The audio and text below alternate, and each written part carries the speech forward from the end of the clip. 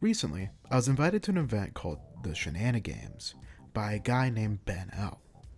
The event itself was extremely fun, got to meet a lot of good people, and let loose after a pretty rough couple of months. But the main thing I was looking forward to was this.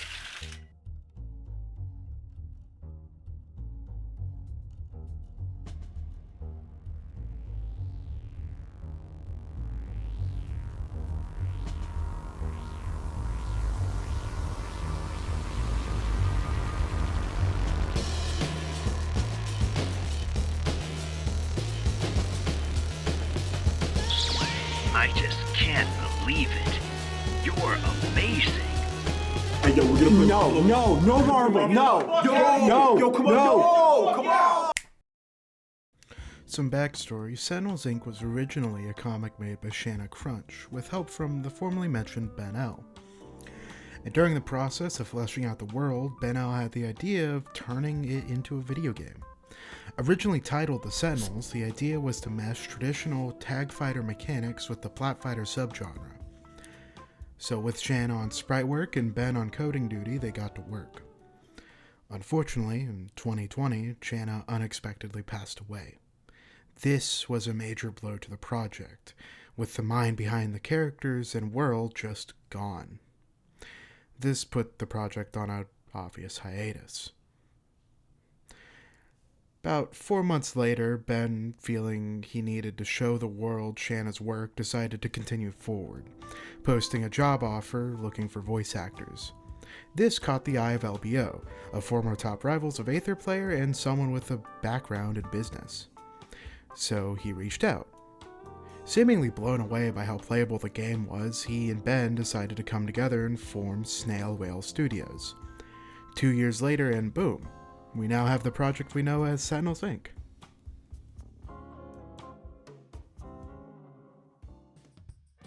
The comic book art style translates beautifully. This game's sprite work is top of the line and is only challenged by fucking frame makers. And when your only competition is frame makers when it comes to aesthetics, you know you're doing something right. Just look how much detail is put onto these stages. Every single background character feels like it could be easily fleshed out. Take this character to the right of the entrance of the training dojo stage. She stands out due to her being the only character that's not in the traditional training gear that every other character is wearing. She's also the only character obviously making any sort of noise outside of the players, cheering on the combat that's happening in front of her in some sort of way, seemingly hinting towards her not being part of whatever martial art this dojo trains, or being some sort of rebel towards its social norms. This begs the question, why is she even here? Well, if you look at the opposite side of the dojo, you'll see a familiar looking face. They seem to be related in some way to each other, contrasting on both sides of the dojo. One bouncing bowls on their arm pads and head in a deep focus, while the other is enjoying the festivities. This type of contrast, while extremely simple, brings this sort of life to the world that you don't often see within platfighters. Outside of that, even the simple stuff like the particle effects are just stunning. Never have I been so blown away by a platfighter's attention to detail. Now, none of this would really matter if the game played like shit. Luckily, this game plays like a dream. The movement feels extra crisp. As an example, I want to highlight a character-specific movement. Twiletta over here has a traditional 4-way air dash on Zare. You can do a lot of cool stuff out of it, however you cannot directly air dodge out of it, forcing you to jump if you want to wave land on a platform.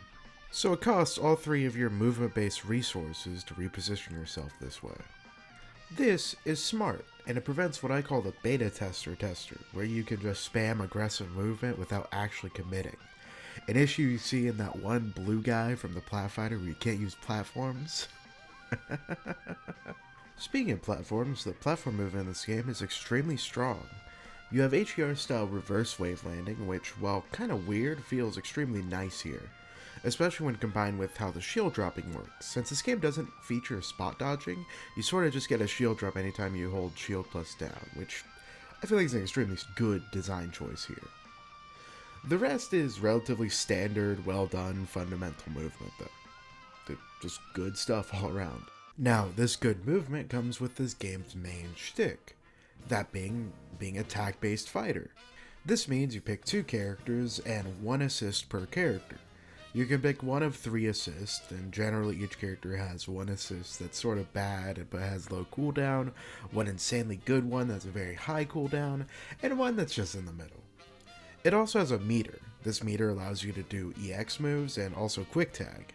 EX moves generally give moves different properties. Sometimes stronger, sometimes bigger, sometimes they have significantly less end lag, it just depends. To do an EX move, you press the hyper button before doing the move. And a quick tag, you hold hyper while hitting someone.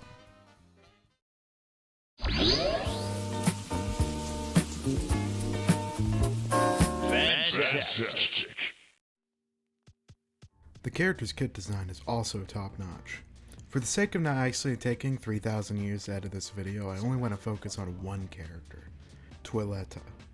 Twiletta is an example of the looping kit idea I brought up in Weirdos and Flatfighters. You're able to place down a set plate orb that you can use as a projectile by using your command grab on it. You're also able to do this on Evil Twiletta's Big Orb Assist. This comboed with her insane, seemingly full screen laser may come off as an insane zoner zones, but with being unable to cover more than one option, it's actually kind of hard to lock down opponents in some insane wall of projectiles. And with how high power level this game is, that's actually a weakness.